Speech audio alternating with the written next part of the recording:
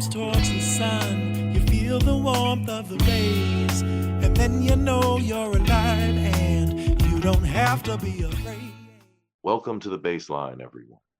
Shanna Carroll is a mother who experienced the agony of losing her precious daughter, Aubrynn, after Aubrynn suffered a total collapse in her health after receiving 2 Pfizer shots.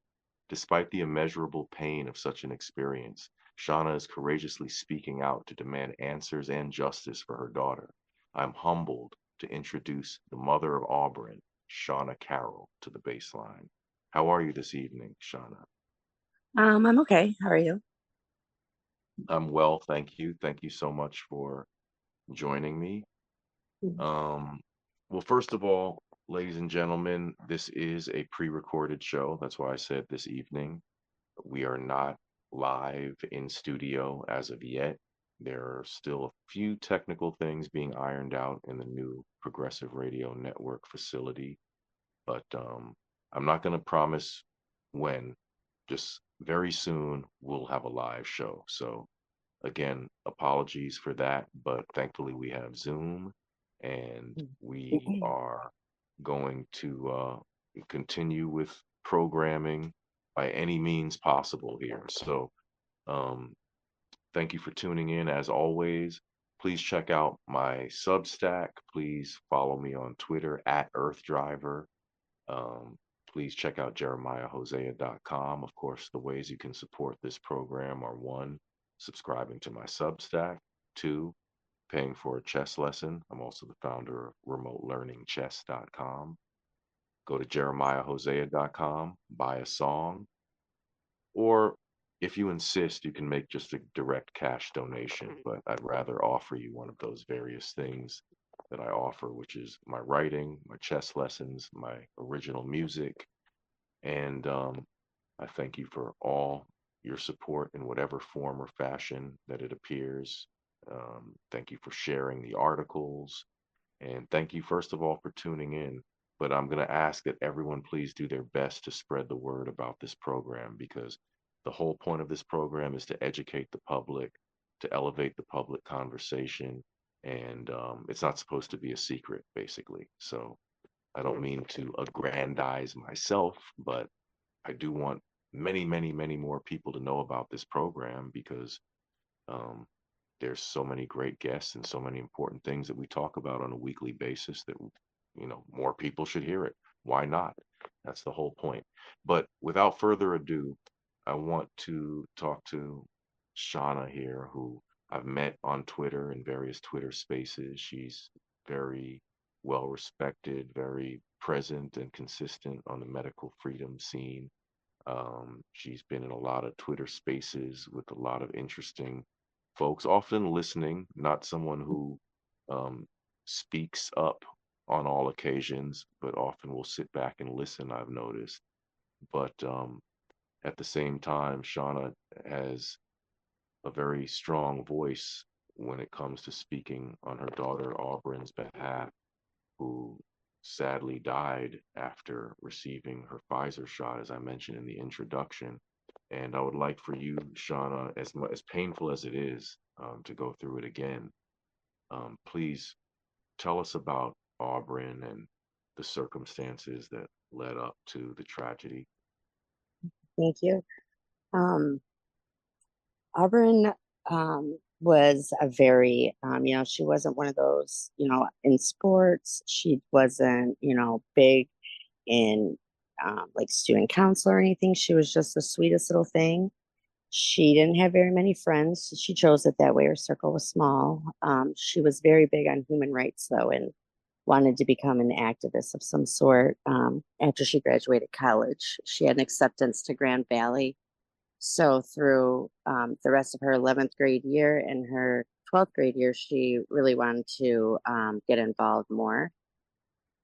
So in the summer, well, they called me in January of 2022, probably the end of January, and expressed me Aubrynn had won a trip through her kindness and her always accepting every other student for who they were.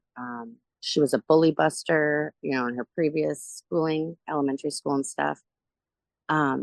So they offered her a free trip to go to United Nations. They were going to go to Toronto, Massachusetts, Boston, or Salem. They went to Salem, and then so it's going to take, I believe it was 2 weeks. So we talked about it, and I agreed. And then a week later, I got another call saying she had to have the vaccine, and we weren't interested in the vaccine from the get-go. So because we don't get like the flu vaccines, the shingles, stuff like that. So I wanted her to look more into it. And at that time, there was not a lot of information coming out, other than a few student athletes that had, some heart problems. And she thought that was just the Johnson and Johnson's one. So she said she was going to go get the Pfizer. And in our state, 17 is the legal consent of consent.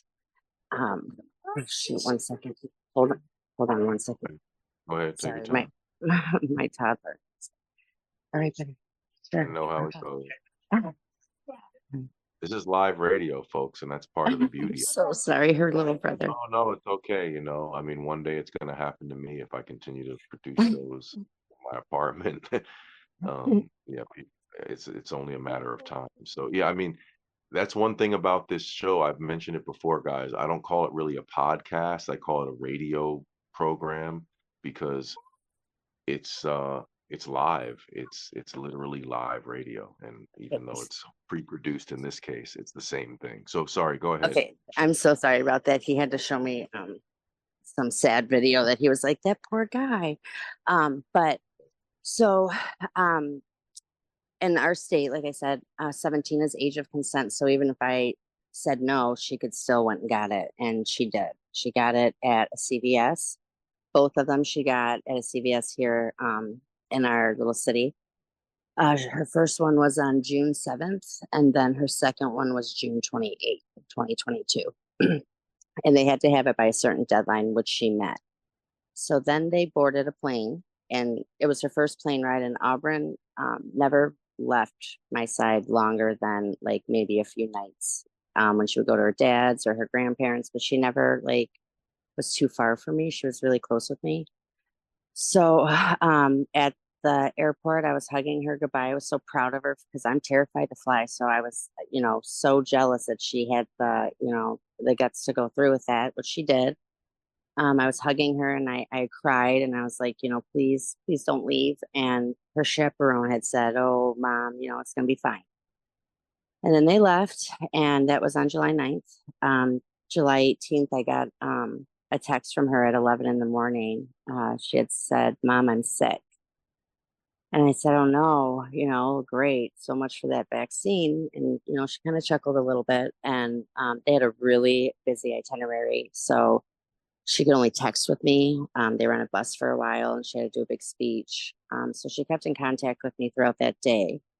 And then I got a call about 7 o'clock at night from a friend of hers that was on the trip with her. Her mom had called me and said, Rachel said that the rest of the group is upstairs eating. They were in Toronto at this point. So the whole group of like 500 students were all eating at this restaurant. Aubrynn was sitting out on a park bench, pretty much like sleeping. And the chaperone said, we'll be back to check on you after we're done eating. So that triggered me a little bit. I didn't feel my daughter was being cared for one, and looked over, but two, she was sick and they just left her there. So I got in touch with one of the chaperones who said she was a medic. And she said Aubrynn's vitals were fine, other than, maybe just some body aches. And I think she had a headache at that point. So they wanted to test her for COVID, and they did. It was about midnight now. They called me and said, yep. They kept calling her Aubrey, which was annoying. So they said, yeah, she has COVID. And if you want to pick her up, you would have to meet us in Toronto or at the border of New York and Niagara Falls. But we don't have our passports, so we had to meet up with them at a certain point. So we couldn't leave Michigan until 2 a.m. So I waited for my husband to get home from work. We let him sleep for a few hours, and then we drove about 7 hours from here to pick her up. And we met her at about, I want to say like 10 o'clock a.m. And she was just really tired. She sat in the front seat. We had the windows up, and she didn't have a mask on. So we were all breathing the same air. None of us caught COVID. And when we got home, it was, now it had been like July 19th. It was my son's birthday. So we had some cake with him real quick, and we were just exhausted. So we all kind of just, went to bed kind of early. Me and Aubrynn sat out and had some soup together, and she ate a little bit, and she had said, I think that's all I can eat. I'm just really tired. So she slept in our living room because her room was downstairs, but she was kind of a slob. So she had a bunch of stuff everywhere from her trip. When she had come home, she just threw it in there. So she was sleeping on the couch with her younger sister. And then in the morning, when my husband left for work, he was talking to her, and he said, "Do you want something to drink, or do you want, if you want to go to the doctor's at any point, let us know. We'll take you." And she said, "No, I'm fine." And that was about 6 a.m. or maybe closer to 7. So I woke up at about 10. I started getting like some stuff cleaned up because we were planning a birthday party for that weekend, and this was a Wednesday. I had gone into my room, and she was laying in there with our dogs, and she was like, "They keep laying on the blanket and they won't give it to me." So I said, "You look a little, like your lips look a little blue." And she was like, "Well, I just ate that popsicle and drank some of that juice." So I was like, "Okay, it is blue juice." And she had a blue popsicle. But I was like, let's just go get you checked out, see, if you're still testing positive, because, we have this birthday party. I don't know. You make sure that you're not dehydrated or something, you're just looking really exhausted. And she's like, "Okay." So me, her, and my 4-year-old drove up the road. It's about 10 minutes. And she seemed to quickly decline, but not noticeably, because by the time we got there, she said, "I don't know if I can walk." And she was calm, like, "I don't know if I can walk." And I was like, "Are you serious?" And she was like, "Yeah," kind of like smiled. So I was like, "Okay, well, let me pull up to the door, and I'll go in and get security to wheel you in." So they did. I parked my car. We came in, me and my 4-year-old, who was really rambunctious at the time. We went into triage. The nurse kind of scolded me, like, "You're not vaccinated?" And I said, "No." And she said, "Well, you're probably going to get COVID." And I said, "Well, I'm a mom, so I would already expect that." And we went in to get her vitals, and, they hooked up her blood pressure and her heart monitor, and I think her oxygen levels. Um, yeah, her blood pressure and oxygen levels. And the machine started to blink red, like it was malfunctioning. So they unplugged it, brought in a new one, and it did the same thing. And she said, "These machines act up all the time, but I saw 98 over." I, I always try to remember the last number, but for some reason I can't. And at that time, my 4-year-old was like playing with this camera, so it distracted me. And they said, "We're going to put you in the waiting room, and they'll call you right back." So we're sitting there for about 45 minutes, and my youngest was starting to get really rambunctious, trying to like push her wheelchair around, and she just looked annoyed. So I said, "I'm going to call your dad to come sit up here with you while I take, Finn home." And she said, "Okay." So her dad met us up there. And so I went home, and I didn't have my volume on, because when I had fallen asleep prior from being exhausted and getting up early and then doing our thing, I just didn't turn it on. But it was in the living room, and I had been cleaning the house a little bit, and I was checking in, like, "Hey, did they call her back yet?" And he would say no. And that, when I left the emergency room, it was probably, I want to say, like 1:45-ish. And by 4:30, my phone was blowing up. My daughter came out. She said, "Adam, need you to call him like right now." So I like ran to my phone, saw that my ex had called me like 50 times. And so I called him back, and I just knew something was wrong. I had my keys in my purse. I ran out the door, and towards my car, he said, Aubrynn sat up and said, "Did they call me back yet?" And then collapsed in the waiting room. And it had been like 5 hours. So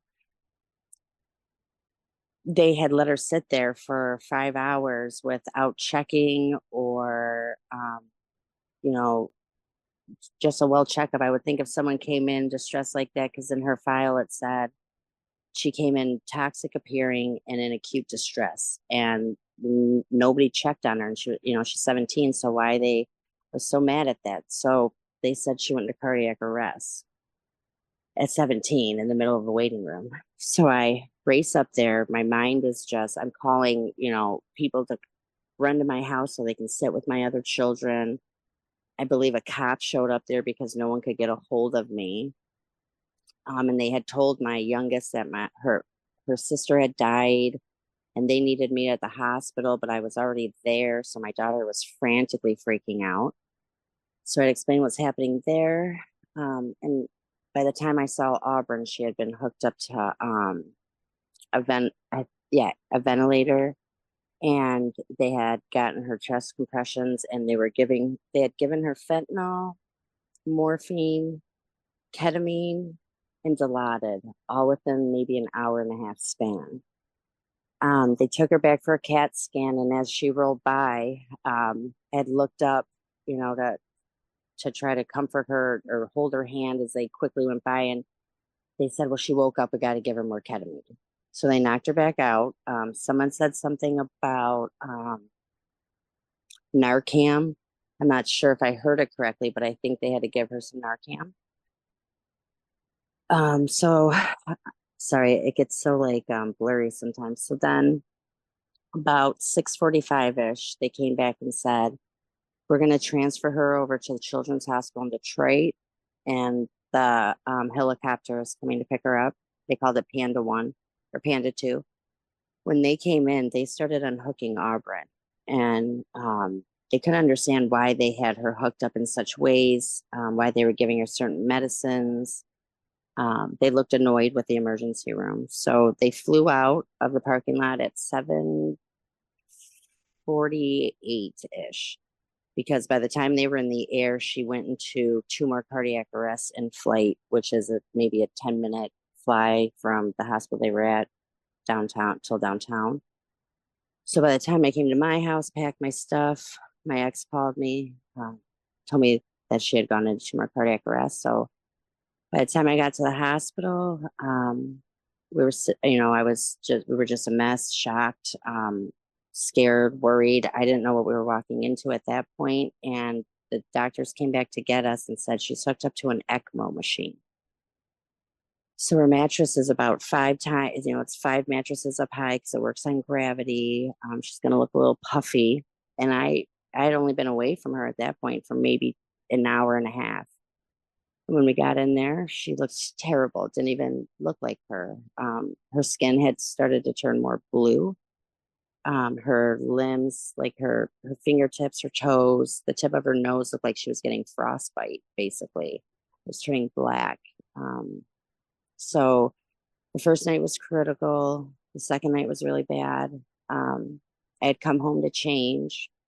We went back and we spent 17 days in the hospital where Aubrynn, I think her third night, they started her remdesivir.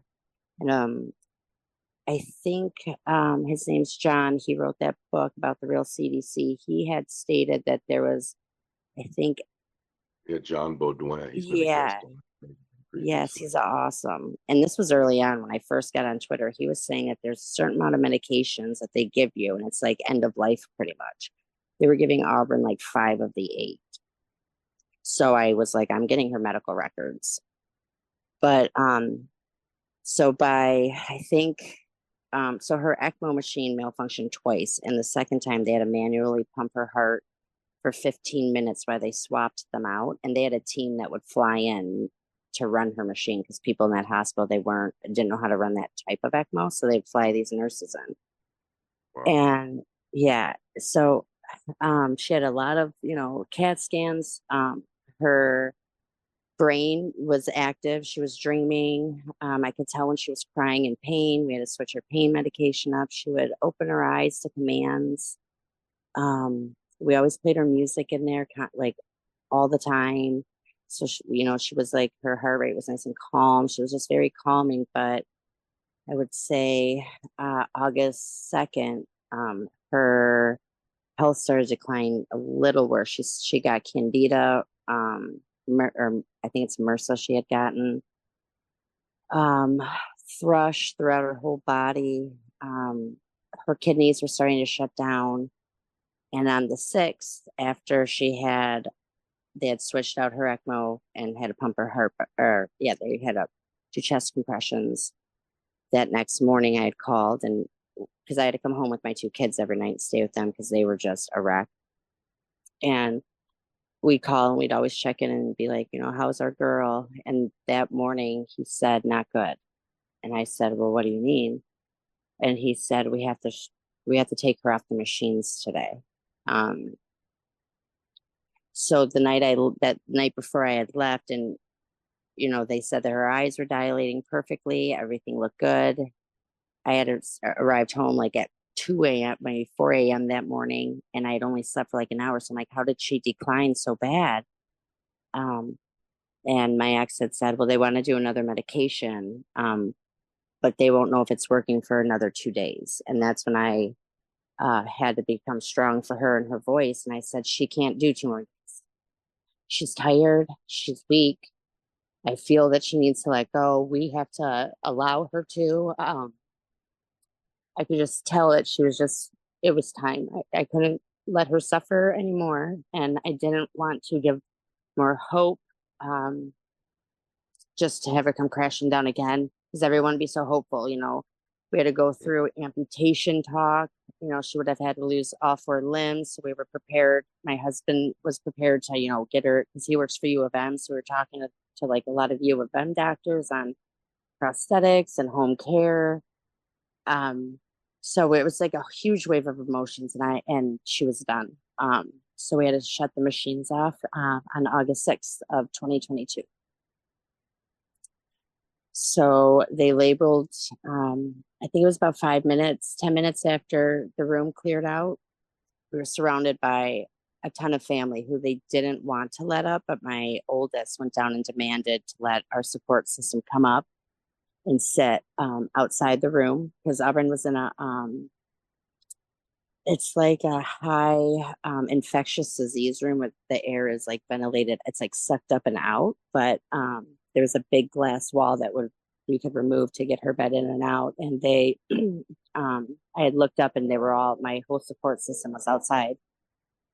So we're all just, in shock. And I was braiding her hair because she had really long hair. And the nurse came up to me and told me that they didn't think we needed to do an autopsy.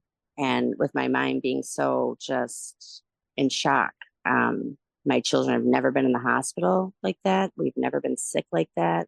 I don't even think they had the flu. We hadn't had COVID up until Aubrynn. She was the only one vaccinated in our family, by the way. Nobody else was. And for some reason, I said, okay. And they labeled on the autopsy that she had died from COVID-19 and multi-organ failure. And her way of death was natural. And I don't know if you've seen photos, but there's nothing natural about that. I don't know. My cousin's husband died early on from COVID.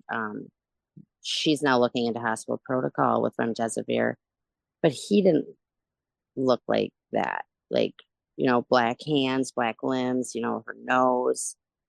And it wasn't until someone on Facebook had said something about Dan Hartman, who I messaged, and he was telling me about his fight with his son. And he is actually the one who gave me a platform, or like where to go to share her story. If it wasn't for Dan, I would have never been on Twitter again.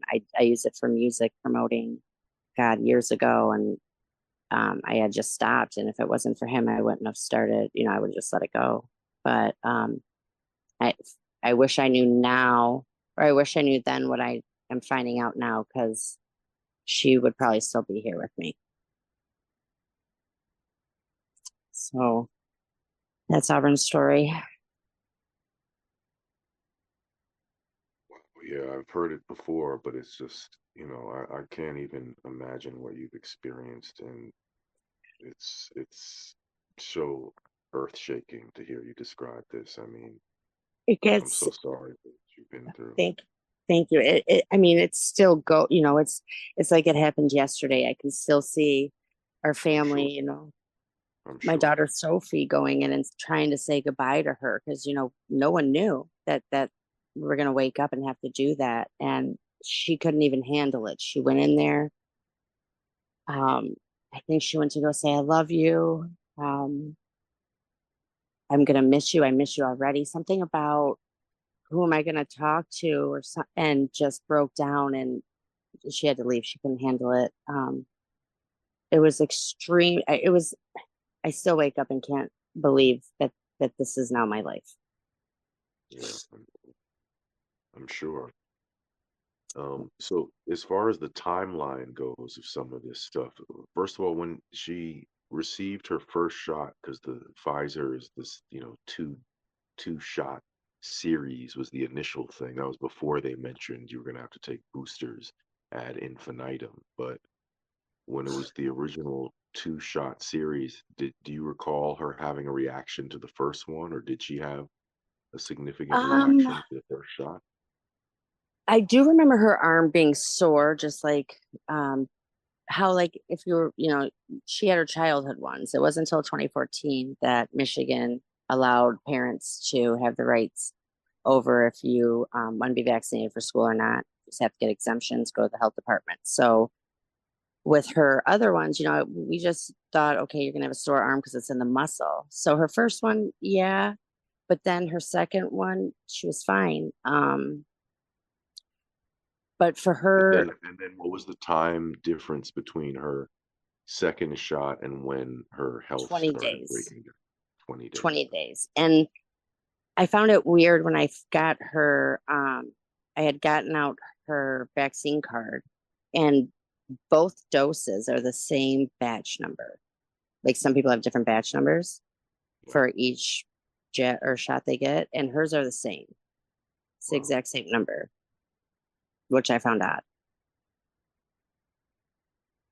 Interesting. So Hmm.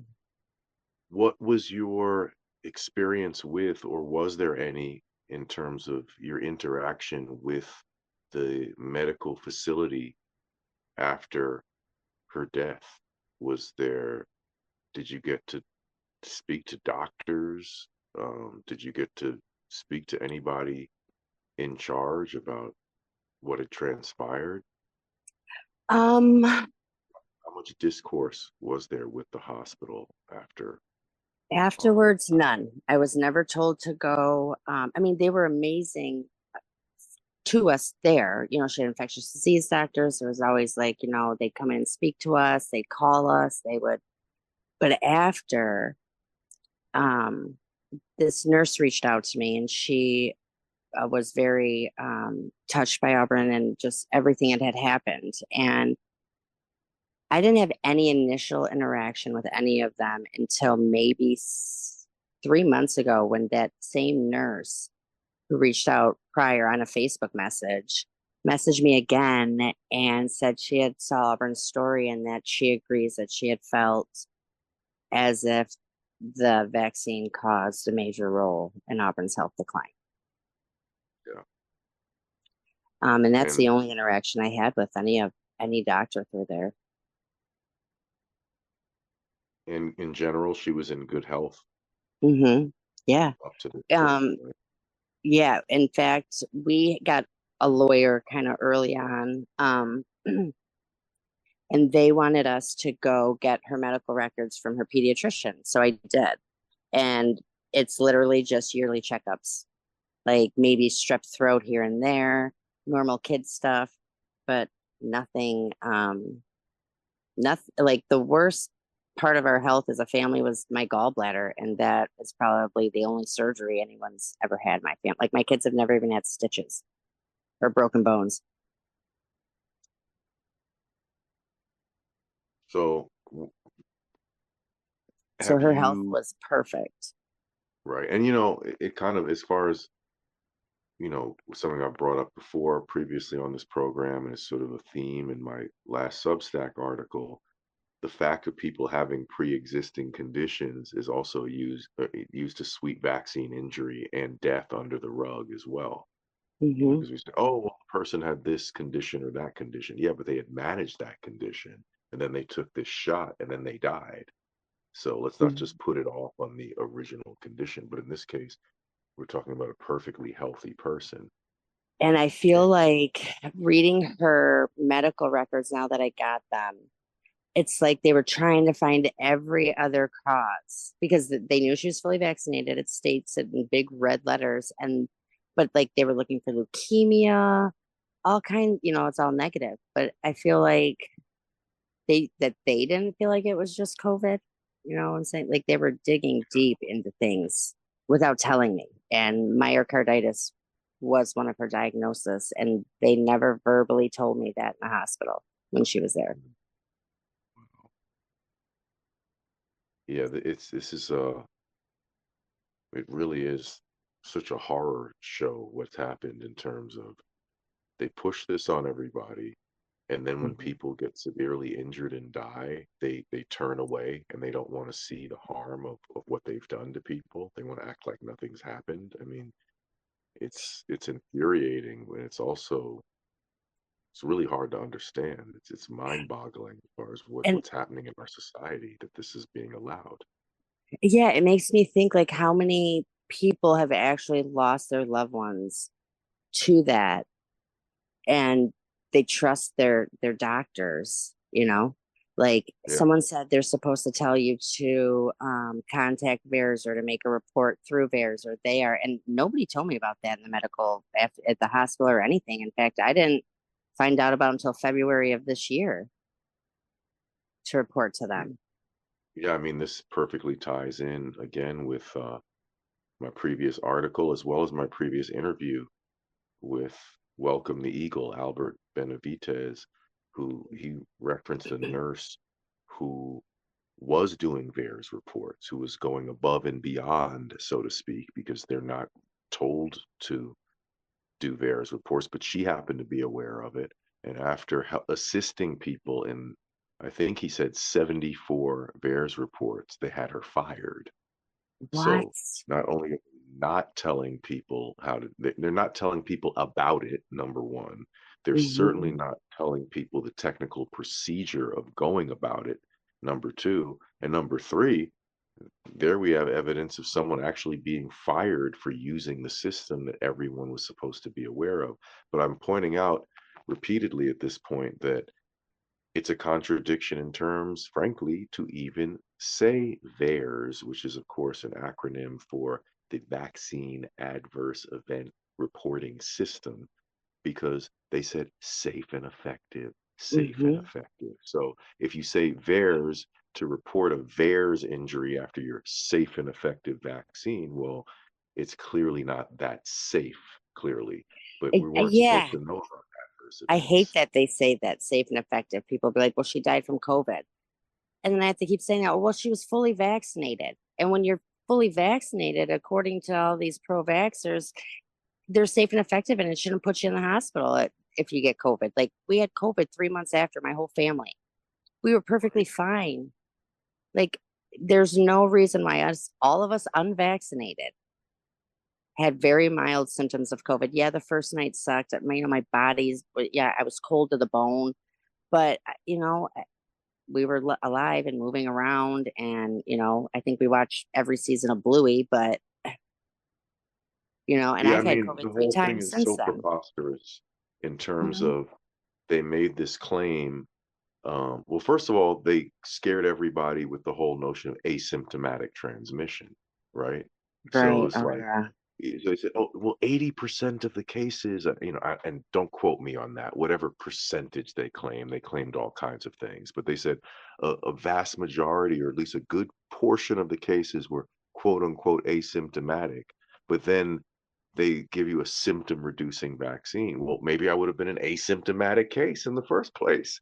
So if Hmm. everything goes perfect for me, how do I know that the vaccine deserves any credit? And that actually happened to my mom, where my mom was exposed to my stepdad who tested positive, wasn't feeling well. He was actually going to get on a train, and he said, I'm not feeling well. And he went to the hospital instead and tested Mm, positive for COVID. They didn't keep him, they sent him home. And he got better. He didn't felt like hell, I think, for a couple of weeks, but he got better mhm, completely. But in the meantime, my mom being exposed to him every day thought, well, I should get a COVID test too. And she went and tested positive, but actually just felt, ironically, she felt like $1,000,000 the day after her COVID positive test. She's like, I actually don't feel sick like at all. Actually, I feel wow. great. So it's kind of funny that I like tested positive for COVID, but I actually feel great. I feel full of energy and not sick at all. So if my mom, who's not vaccinated, thankfully, if Mhm. my mom had received the vaccine and had that same result, people would be saying, "Oh my God, it's so great that you got your vaccine. It might have saved your life." It's like, Mm, no, actually, I'm unvaccinated over here. Another yeah, asymptomatic case. and But, natural immunity too. Like I think we've had natural COVID. immunity. Yeah, like we had COVID. I want to say my husband had it. He was the one that gave it to all of us. And like when it hit me, I was walking through like Michael's and I was like, whoa, I feel like shit all of a sudden. Like I really feel weird. But the last two times we had it, it was very mild. Like it sucked our first time. My youngest, he ran a high fever, just like you would any sickness. But the last two times, because me and him are always together, I'm a stay-at-home mom. So if I have something, so does he. And we were fine. Like it was very mild. Right. And I'm like, see, if you just allow your body to do what it's supposed to do, you don't Another need that quick stuff. anecdote actually is a good friend of mine who's also a regular listener to this show. His son was unvaccinated and went on a camping trip with 9 other young men. So 10 people in total, 9 of them vaccinated, one of them unvaccinated, and they all got sick. And then they all took COVID tests and they said, oh, we all got COVID. And what do you know? The one unvaccinated guy in the whole group just bounced right back. Was like a little sick for a couple of days and pretty much just better by day 3. All the other guys sick for, at least a week, 2 weeks, Were just they, pounded and you out. said they were So young? yeah, all young people who took these shots went on a camping trip, and the Yeah. one unvaccinated guy, contrary to all their claims, again, this is just one anecdote, but a nice little enclosed case study in terms of 10 people on a trip together. The one unvaccinated guy bounced back faster than all the vaxxed ones. So, you know, That's, I mean, it's amazing because any kid under, any young person, I don't hang out with a lot of babies or anything, but like, 8 to in their 20s, they didn't have COVID that bad. Like a lot of teens and kids were like getting over it like easily and quickly, like very mild symptoms. So normalizing these kids having heart attacks and stuff like that all of a sudden is also a problem. wow, disturbing. It And even I is. Like, saw I saw a commercial. I saved it off of Twitter. Someone posted something which was just a photo of a like a billboard or something of that nature saying children have strokes too. yes. Oh my gosh, I've seen that, and I also saw it on I think like a Facebook ad. Wow. And someone Yeah, commented, next thing they're going to be saying children die of old age too. exactly. And it's funny because my best friend's older brother, I don't know, I think he's like 50 now, but when he was younger, he had um, like an underlying condition which caused him to have a stroke. Not, a massive one, but a small one. I mean, he's fine now, but I had never heard of that. And that was the only case in my life. But like I said, he had an underlying health issue. Yeah. And, a teenager in my high school in the 90s, he had passed away, but he had a heart murmur. So I find it very weird that they're like, oh, yeah, these kids just have heart attacks. That's normal. And strokes, yeah, Oh, but I totally mean, you've normal. also, I'm sure you've seen some of the compilations of, they've come up with a million reasons why you would have a heart attack now. You know, I mean, Yeah, they've said, I mean, unbelievable articles and things saying exercise might be bad for your heart. It's like, no, no, no, no, exercise is good for you. I mean, unless you're like doing extreme sports, which the average person really is not. It's like, right. no, good exercise is one thing that we know extends your life. But now, oh, be careful, don't do too much exercise. Oh, be careful, you can get a heart attack while gardening. Oh my The craziest gosh. one that I had heard was, I remember a headline saying you could get a heart attack as a result of winter vagina. Oh my god. It gets cold down there in the winters, and that could lead to a heart attack. I Oh mean, my god. yeah, I mean, I mean, I don't know. It seems like they had a budget for, for just deflecting and misdirecting any inquiry into the shots, anything but the Yeah. shot, basically the excuse or the, the Mm, the rationale, the mindset. But let me ask you, Shauna, have you taken any legal action, or have you considered legal action in terms of, we have. Yeah, we did. and what's the Um, status of that? in the beginning, we weren't, we, like I said, we didn't hear about just non-athletes, just collapsing like that. So in our GoFundMe that my brother put, he didn't state the vaccine. The lawyers at the time that we had found were really big in our area. Like they're like the Murdochs or the Murdochs of Detroit. Um, Yeah, they had said, don't mention the vaccine. We don't want to make it political. And we were like, okay. They didn't want us to do a I can't news. stand that. I'm sorry to interrupt, but Yeah, no, it's I okay. can't stand this notion of saying, political. Wait, what the hell is going on that you're mentioning politics? I'm talking about a medical intervention, an invasive medical procedure. Like, when, when was that the case before, that you vote for somebody in particular, or you have a political view, and then somehow that relates to your medical history and your medical choices?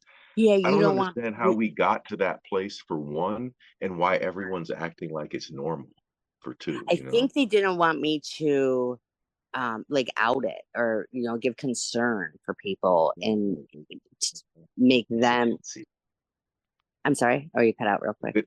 I said they don't want you promoting Right. vaccine hesitancy, as they love to say. Right. Or misinformation or gaining sympathy in some way, which I was like, the news came to me. I didn't go to them. Okay. I'm not trying to get any sympathy. And they were like, don't go on the news. Don't, I wish I would have gone on my local news, but we didn't. And so it was my husband, my ex, and me, and we were all in there because she went with this group also called the Odd Fellows. They help fund this group for kids. It's a pilgrimage or something for use. And they were kind of buying us off, sending us checks. Like I got a $5,000 check from them to like all different lodges from around the United States. I didn't cash any of them. So they had those. They waited a year and a half to come out and tell us that she was already too sick and there's nothing we can do. And with medical, it's like a 2 year, um, you only have 2 years to file. And now that I know everything about what's going on, I was trying to get them to relook at it because more stuff's coming out and they didn't want to. And they sent us like we're not going to be on this case anymore. And then about a week ago, my ex's girlfriend messaged me and, told me about Jeffrey Feiger, that they actually handled one of her cases and they won. And they need 5 out of the 8 to agree to Aubrynn's case. Um, and we just sent them the big email timelines and stuff to them on Friday. So we're waiting for a response. She said that so far, I think 3 of them had voted yes, that they wanted to look more into it because I have protocol with the remdesivir, medical malpractice from that urgent care that just, let her sit there for hours. Because it even states in that, file that she was sick and looked toxic and in distress. Um, and then the vaccine, and it's very hard to prove a vaccine also because they said don't do an autopsy. Yeah, Like exactly. you just lose your child. You're just trying to gather everything. Taken to the core. Right. And they hit you up right there. Like, I feel like that was also to get you part of the protocol. So they didn't do the autopsy Yeah, in a way. So hopefully these lawyers will want to take her case. But again, I keep saying it's not about money. It's never going yeah, to bring it back, never going to fix of my course, pain, of course. but awareness and, you know, her voice, like there, that's not, I 100% don't believe that that's what killed her was COVID. Yeah, Um, and I think she would agree to. yeah, So yeah, hopefully we can go forward with this case for her. yeah, absolutely.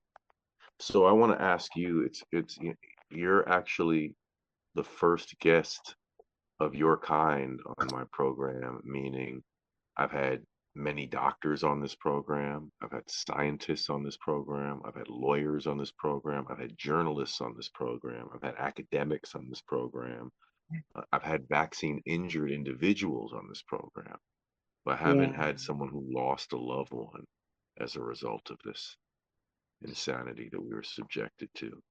And that to me gives you a sort of an interesting and different perspective that I'm very curious about in terms of, and just speak, I guess, candidly, if you would, but just honestly and in whatever way makes sense in your mind. But what would be your description of the medical freedom movement as you observe it?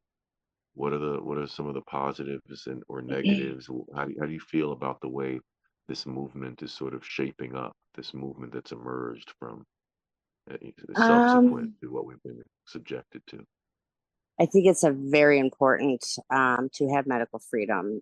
In my state now, again, they gave us the right to if we didn't want to vaccinate. But now in my state, they passed a law recently to where now my 13-year-old has her own login information. I don't have rights to her medical records. I mean, I actually do because I made the account in her name so I can go look at it, but they're giving it now to I think it's 13 and up. And I Oh, don't know.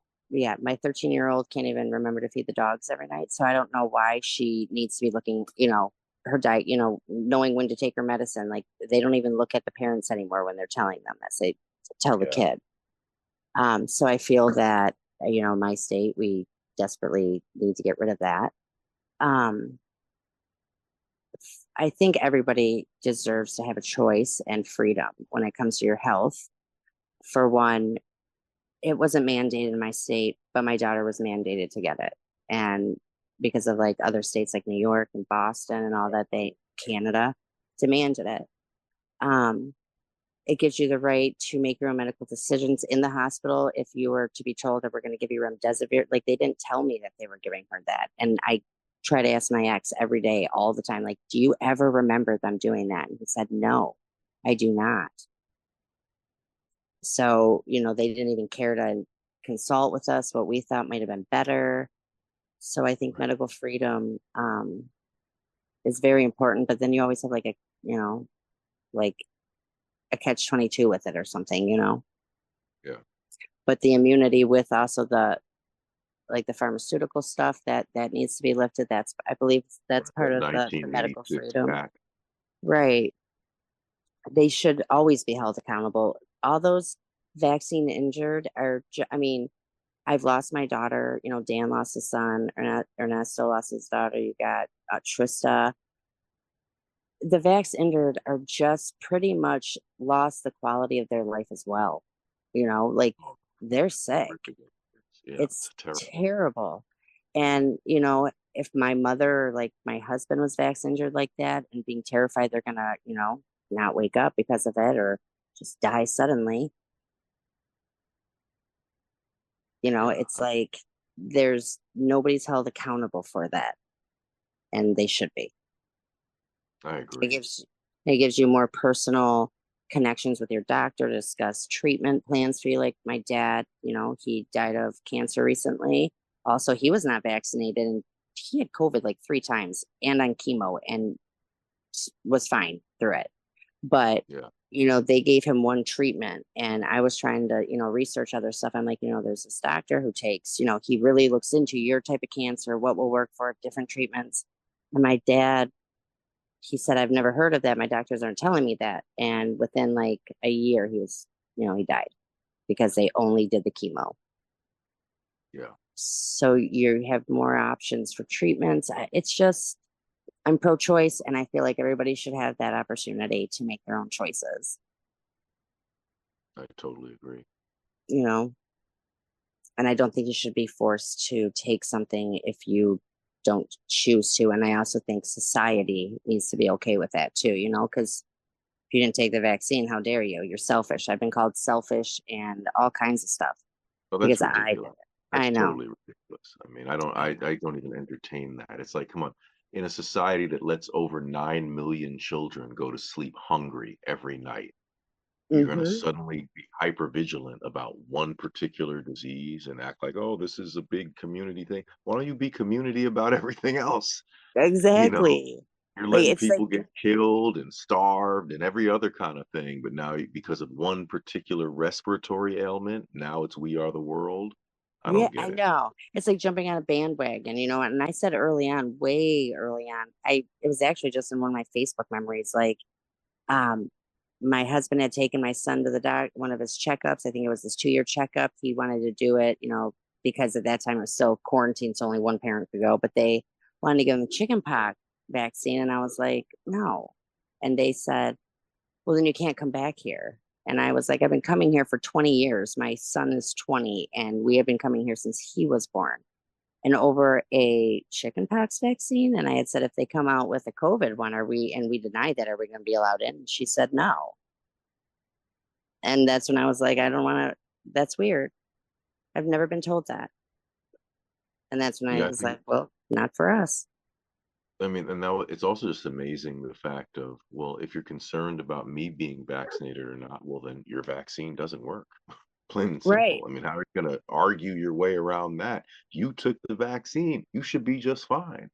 Exactly. You're worried about me. You're like, are you worried about me getting COVID, quote unquote, for my, for, as far as my health is concerned, or you're worried about me making you sick and you're the one who's vaccinated? I know. I always thought that because, I never wanted to vaccinate, but again, it was socially unacceptable. People just, judge you in all kinds of ways. And I used to think, well, if you're all vaccinated, what are you worried about? Like, Yeah. I don't even leave the country. Okay. I don't go on those kind of trips. So I'm not going to be bringing those kind of, if it's in my community and you're all vaccinated, should all be okay. But also, you shouldn't be in fear like that of everything. It's like, I, people are very much in fear of a lot. Have So you that ever also heard of is. a vaccine that requires physical apparatus to be worn to support the vaccine? Where they say, actually, you know what? Still wear a mask even though you're vaccinated. For a short time, they had the whole, oh, only unvaccinated people have to keep wearing their masks. So if you want to get out of a mask, then take your vaccine. They say, oh, you know what? Actually, wear your mask anyway, which masks do not help whatsoever in No, preventing the Auburn spread wore a of mask replica. also on that trip. They had to wear masks like in big crowds. Like, yeah, And I'm like, and it's a negative efficacy device, just like the vaccine, "Mhm, negative efficacy. And there's so much evidence of that. But who's mhm." ever heard of that? Who's ever heard of an internal intervention that requires external apparatus to support the function of the intervention? Never heard of that. Me neither. You take And an injection and then you have to wear a mask or a helmet or whatever the case may be. Like, it doesn't make sense. a helmet. I mean, they probably should if I that's what mean, they believe. But I mean, I always just thought, vaccines don't work like that. Just because you get it, it doesn't mean like you're made of steel. Like you can still catch it and you can still pass it. And everyone just didn't, for some reason, they forgot that part of a vaccine. They thought, oh no, it just eradicates everything. yeah, they kept lowering the bar with the COVID Hmm. vaccine, just lowering the bar and lowering the bar for themselves. And they lowered it so much, like, and then they don't want to be your friend anymore. But I'm like, that is about as low as you can get over vaccine. My God. I know, seriously. But you know what the crazy thing is, though, is after all that we've been through socially, of people, maybe not wanting to be your friend because you didn't take an experimental medical intervention, almost none of those people are up to date with their boosters. They're not. They I stopped mean, following the science. that's gotta be exhausting too, though. Like, I don't even like yearly checkups. You know what I mean? Like, I couldn't even imagine going in there. I don't even know how many months apart you're supposed to get them, but constantly going in for that. Like, my Those kids would, same people, though, they're not turning around to apologize and say, you know what, I didn't realize that they were putting us on this never-ending train of injections. I know I was You at know, CVS a few weeks ago, and not counting your childhood ones, there was 15 vaccines you could ask that place to get. I didn't even know there was that many. yeah, it's unbelievable. I mean, and we should be allowed to question that. And there's also the issue of the interaction between these different injections that we're receiving relative even to foods that people eat, other medications they're on. None of that Mhm. research has frankly been done. No, no, when they do it, they don't use enough. I don't think they study it enough. They're only using Yeah, a right. certain amount of people. Like, maybe the vaccine isn't harmful to everybody. I don't know, but it is harmful to clearly a lot of people. And why? Right. Right. What is Yeah, I happening? wonder that. I really wonder in terms of when someone has a radical reaction, was it a contaminated injection in particular? Was it a genetic reaction that they had? Like, wherein lies the radical effect on one person relative to maybe a person who received the shot right before or after them that didn't have that radical reaction?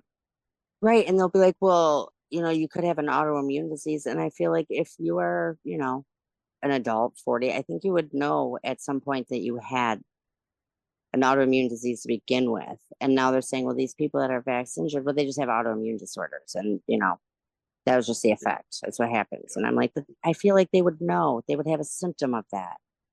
Yeah, I argued in my last article, and this is just my own gut feeling about what's happening. I claim no medical credentials or expertise. I've said that over and over again, but just in terms of what I'm seeing, I'm going Hmm. to suggest that the people who took their injections and have now had COVID repeatedly, like even Joe Biden by his own account, Yeah. I think those Right. people are vaccine injured, unbeknownst to them. I think their immune systems have been damaged, and we think, oh, they're unlucky, they got COVID again. No, they're vaccine injured. But you know what, Yeah. Shauna, we're at the very end of the program here. I think we have Mhm. like 1 or 2 minutes. Um, where are your efforts moving in quick summary? Because like I said, we're out of time, unfortunately, and thank you so much for joining me. But where are you Thank you. focusing your efforts at this point to honor Um, your daughter? we are just, spreading awareness. We go to a lot of we just speak out. We want to build, a animal shelter in her name, but we also just want parents to be very, very, very cautious about injecting your child with anything. I mean, you can see with the vax injured, you can see with some of the people who have passed away that there is something wrong with it. And you should always ask questions and you should have the right to say no. Well, thank you. Thank Well, as a you. parent, I appreciate that sentiment so greatly, and I appreciate you considering other people's children and transferring the pain that you've experienced into such a positive effort to educate other people. That's really honorable and admirable. And I Thank thank you. you It's for that. hard, but never thought I, I'd be here. But thank yeah, you. I can only imagine. I can only imagine. Well, my heart goes out to you and your family, and thank you so much for joining me. And solidarity to you. And I will see you on Twitter Spaces and Thank and you. elsewhere. Well, keep Have doing a- what you're doing too, because you're Thank you doing a so good job. much. I appreciate that, Shauna. Yep. Have a great night, Always. You too. and I'll talk to you soon. Yep. Bye. Bye.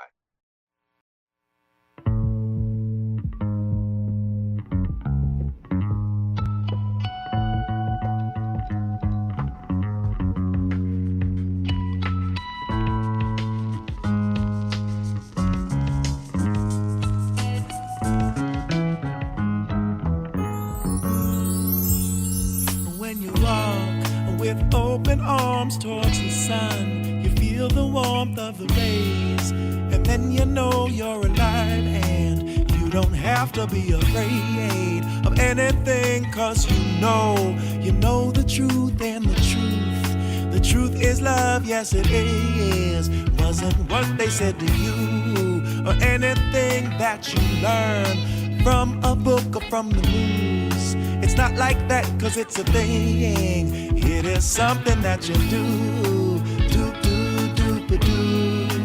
Doop doop doop a doo. Doop doop doop a doo. Dib-on baby did alone. Doop doop doop a doo. Doop doop doop a doo. Doop doop doop a doo. Dib-on baby did love's the highest truth. Nothing could be higher than love, my friend. Love's the deepest truth. Nothing could be deeper than love, my friend. When you stop and you take the time just to think about your life, you'll recall the ones you love and the ones who were always there for you.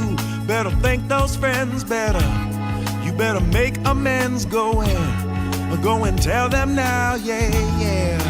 Tell them what they mean to you.